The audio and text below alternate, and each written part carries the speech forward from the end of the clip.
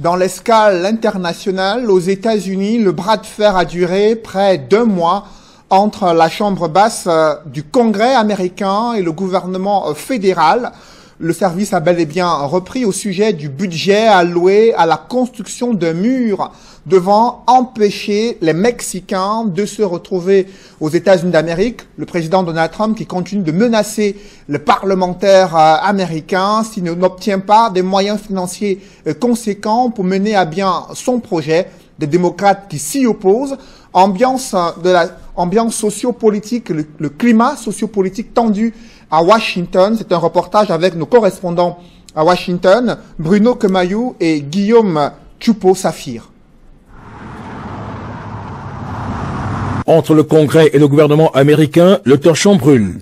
Le rêve des campagnes du président Donald Trump de bâtir un mur pour empêcher l'intrusion des Mexicains aux États-Unis est brisé par les membres de la Chambre des représentants en majorité, constitués des démocrates. Résultat des courses, le gouvernement américain a observé un arrêt de ses activités pendant pratiquement 1 mois, à savoir du 22 décembre 2018 au 28 janvier 2019. Le Congrès et le président n'ont pas pu s'entendre sur, n'est-ce pas, une demande spécifique du président américain, le président Donald Trump, par rapport à la construction d'un mur, n'est-ce pas, d'un mur d'environ 370 km sur la bordure avec le Mexique. Et donc la Chambre basse, qui est détenue par les démocrates aujourd'hui sous la présidence de Nancy Pelosi, n'est pas d'accord pour financer ce projet. Et donc le président a décidé que tant que ce n'est pas fait, n'est-ce pas, le gouvernement ne sera pas ouvert. Lundi 28 janvier 2019, tout est rentré dans l'ordre. Les activités ont normalement repris au sein du gouvernement américain. Les administrations ont ouvert leurs portes et la capitale Washington a retrouvé son effervescence habituelle. Mais les conséquences de l'inactivité du gouvernement américain sont énormes. L'impact est significatif sur plusieurs plans, sur le plan, n'est-ce pas, des recettes fiscales, n'est-ce pas, c'est un grand manque à gagner. Sur le plan humain, c'est-à-dire que les employés de l'État fédéral, n'est-ce pas, ne peuvent pas être payés, ne vont pas être payés. Et donc, alors, pour être plus clair, on évalue environ 800 000 le nombre d'employés de l'État fédéral qui ne vont pas aller au travail. L'économie américaine va perdre environ 86 millions de dollars par jour. Vous imaginez, ce qui revient après calcul sur les 34-35 jours à environ 3 milliards de dollars de pertes. Les parcs ont été fermés. Il y a certaines agences qui ont fonctionné à ralenti.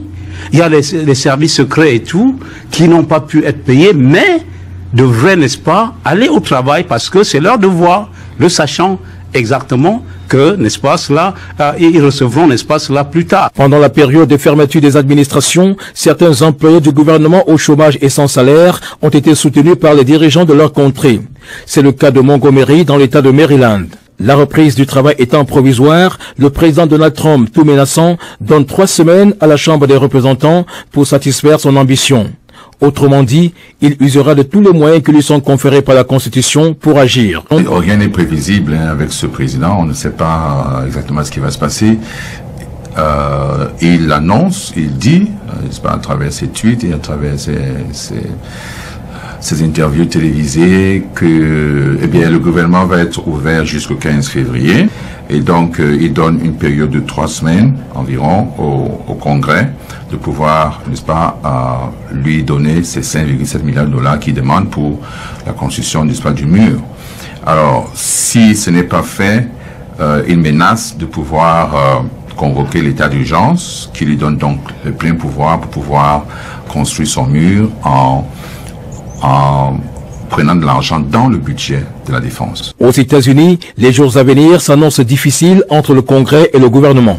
Après 1 mois de silence, avec des conséquences notoires sur l'économie américaine, les activités ont effectivement repris au sein du gouvernement. L'on s'interroge sur la décision qui sera prise dans 3 semaines par le président américain Donald Trump.